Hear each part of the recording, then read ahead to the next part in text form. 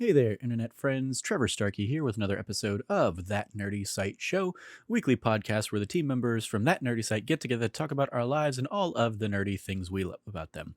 It's just me this week. It's going to be a short solo show. In part, I don't think anybody really had a ton to chat about, and some people just couldn't make it. So I won't keep you too long. I'm going to talk a little bit about Our Flag Means Death and The French Dispatch, both of which I watched this weekend. So stay tuned for some thoughts on that. Before hopping into that, though, a little bit of housekeeping. You can still check out every episode of That Bond Show over on youtube.com/thatnerdysite, where myself and Logan Wilkinson sit down and walk through kind of every Bond movie. The most recent episode that went live was Tomorrow Never Dies, the second film of the Pierce Brosnan era. So you can go check that out. Alongside every episode of those has a companion piece written by Logan that's basically his full review of the that particular movie, as kind of the lifelong Bond fan that he is. So you can go check that out over on our YouTube channel. And then also on YouTube, you can find Friday Night Dying Light, our ongoing series where Cameron is playing through Dying Light 2 with his little Friday Night Lights theme those episodes go live every Friday evening, 6 p.m. Pacific time is when we've been putting those up. So you can go check out all that fun stuff over at our YouTube channel, youtube.com/thatnerdysite, each and every week. Other than that, if you like what you hear, please, as always, remember to like, subscribe, rate, review, share the podcast with your friends, all that fun stuff. So with that housekeeping out of the way, like I said, it's going to be a short little episode this week. It's just me, but I do want to talk about a couple things. Our Flag Means Death up first. This is a show on HBO Max, or I imagine like HBO if you have actual HBO, but I watched it on HBO Max.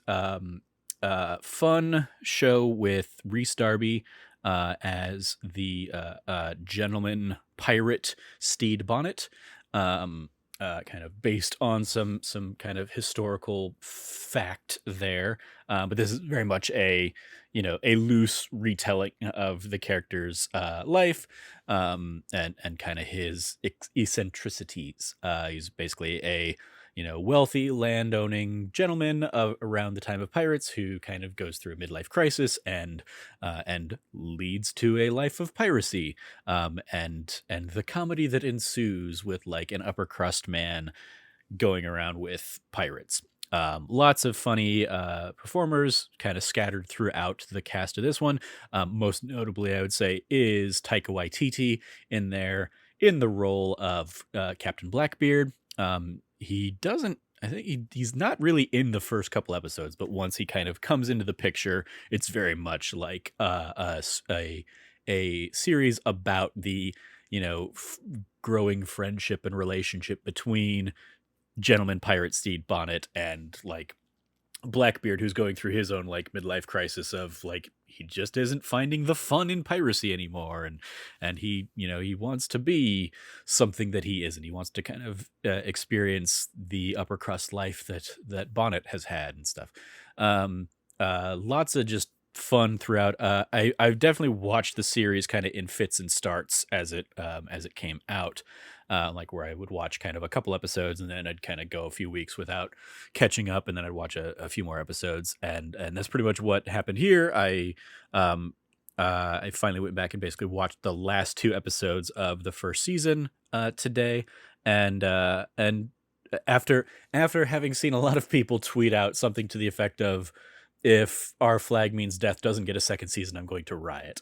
And I like with that kind of hype going into it, I was like, I guess I see where they're coming from. I think if it doesn't get a second season, this was a a fitting ending for a lot of the characters and storylines and stuff, but there's obviously more that can and hopefully will be discovered or explored, I guess. But yeah, very fun series. I went into this, I've never seen any of Taika Waititi's other other series. I basically best know him from obviously kind of the MCU Thor Ragnarok stuff, Jojo Rabbit, one of my favorite movies of recent years, and I was a huge fan of last year's Free Guy, which he acts in, of course. Um, but yeah, he's a ton of fun in this, and Reese Darby I knew from the Flight of the Concord series many years ago on HBO, and also he has like a fun little smaller role in the Jumanji movies. But other than that, I don't think I've really seen Reese Darby in a ton of things, but he's always a fun delight when he shows up. And I think the humor of both of those performers really fit in well and worked well within this setting, and kind of they definitely play with a lot of like absurdist elements of upper crust kind of people combined with like lower class pirates and stuff like that. A lot of the supporting cast is a lot of fun in there as well. Lots of fun little, I think a couple of them get much more of a chance to shine than the others, which a lot of the others are just kind of like there to, fill out the cast and serve as good banter among themselves. But I think there are a couple standouts that get like some really good meaty like subplots throughout the series. Um, but yeah, it's just a fun little show. So if you've got HBO Max, I recommend giving it a chance, checking it out a little bit. I believe all I think it's 10 episodes now. Yeah, 10 episodes of the first season are up and available to people. So yeah, go check it out if you're interested in seeing some fun New Zealand comedy about pirates. Yeah. So those are my thoughts on Our Flag Means Death. And then the other thing that I watched today was The French Dispatch. And admittedly, I will be the first to jump out there and say I'm not really the biggest Wes Anderson fan. Um, I don't seek out all of his films or anything like that. I think probably Moonrise Kingdom is probably my favorite one that I've seen of his, and even that I think I really only watched like the one time and was like, oh, that was a cute story. This very much plays out like a lot of Wes Anderson does with I guess Isle of Dogs was also his, and I really enjoyed that one. But that was more for like the craft of the like stop motion animation kind of stuff. Um, but this very much, has a lot of the bells and whistles of a Wes Anderson film. Eclectic performances in very unrealistic kind of settings and scenarios. The cast is very, I think, very well kind of stacked, and that was certainly one of the things I remember every time I would see the trailer for this for a long time. Was like all of the names being plastered, so much so that like some of the some significantly larger names in Hollywood are in this movie as like fleeting cameos effectively in very tiny parts and stuff like that. And that also applies, I think, to a lot of or some Wes Anderson kind of regulars is you have a smattering of cast who just don't get a ton to do. The real standout for me would have been or was Jeffrey Wright. I think another element of this movie in particular is that it's effectively like three Wes Anderson movies in one, basically. For those that don't know, the premise is the French Dispatch, a mid 20th century kind of faux periodical written by a lot of eclectics, expatriates in Ennui, France, a fictional town out there. Bill Murray plays kind of the editor in chief, and the movie is effectively like three stories that would have run in the French Dispatch.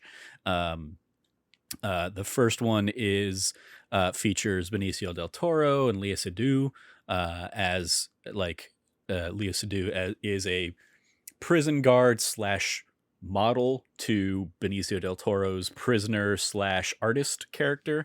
And Adrian Brody becomes infatuated with his work and basically like finances it while Benicio del Toro is in prison. They kind of play around with that dynamic and storyline.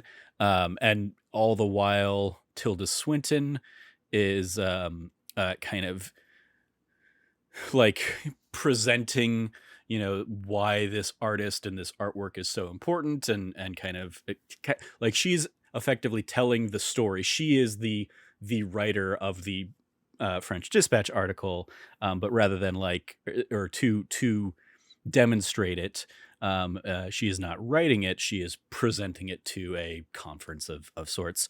The second segment is what's her name? Frances McDormand, sorry.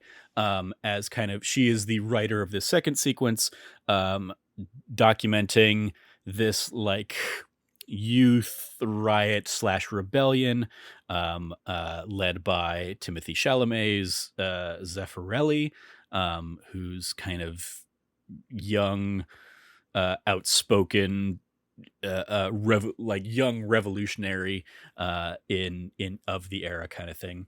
And then the third sequence is Jeffrey Wright re-examining one of his articles with like on a talk show with Liev Schreiber, and Jeffrey Wright's story is basically a food review article, but amidst the like dinner, he's like dining with effectively like the chief of police, and the chief of police's son gets kidnapped, and they go on this kind of like journey to save the kid. All of this with Wes Anderson's like fanciful, fantastical stylings. I will say, like, shot like cinematography wise, I think one of the most interesting elements of this movie I found was when they use black and white versus when they're shooting in color. And there are some like very key moments of like differentiating between the two, in some cool and fun ways. And I think like always with a purpose, like I would say like largely black and white, but like when they're showing you something in color, there is a reason they're showing you something in color. So there's that. I mean, great performances all around. I'm not gonna like it's Wes Anderson is definitely like an actor's director who is giving people like carte blanche to just choose some scenery. And like I said, Jeffrey Wright is a delight for kind of his sequence. A lot of fun there. And everybody shows up, everybody comes to play.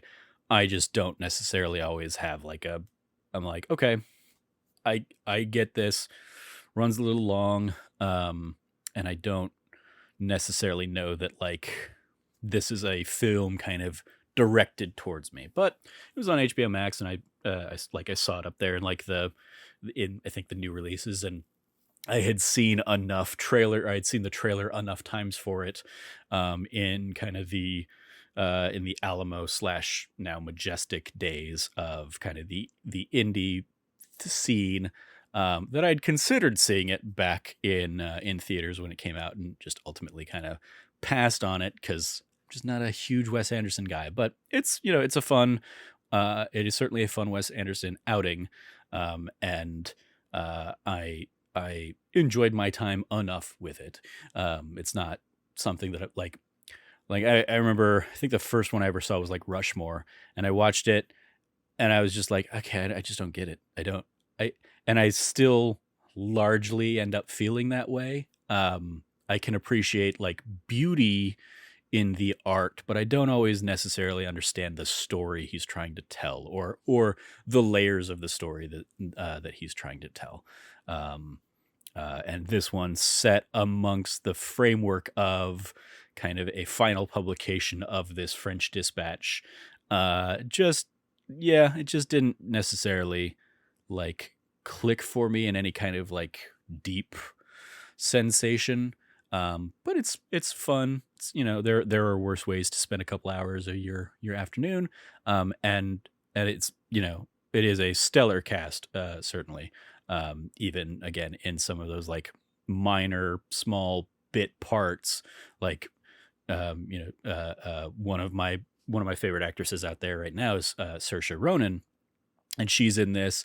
And I remember like she was, one of the names plastered in the like, come see all of these people in the French Dispatch, and she's in, she has like one real scene in here, and it's she's probably in and out in 5-10 minutes of the movie, um, uh, but it is. I will say, like, she is one of those like very distinct and particular uses of color that really caught my eye.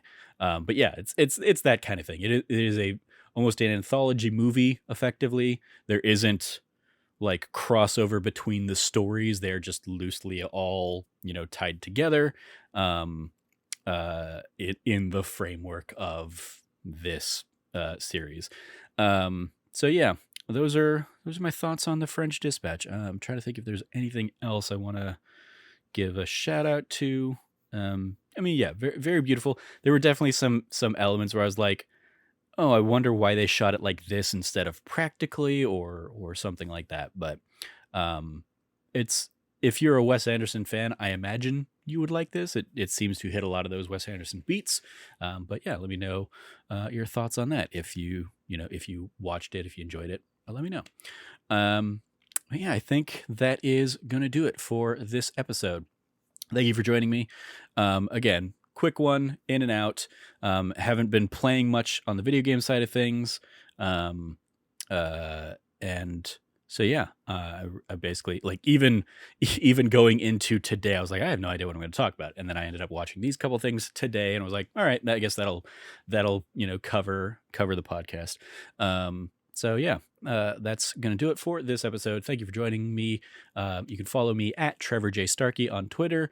You can go catch kind of all the shows that we do over at That Nerdy Site, or go to thatnerdysite.com for all the latest from us. If you liked what you heard, once again, please rate, review, like, subscribe, share the podcast with your friends, all that fun stuff. Theoretically, we'll be back with a regular episode next week. I don't know what everybody else is up to and who's been playing or watching what, but we will see next week. Thank you again for joining me, listening. As always, stay nerdy and be good to each other.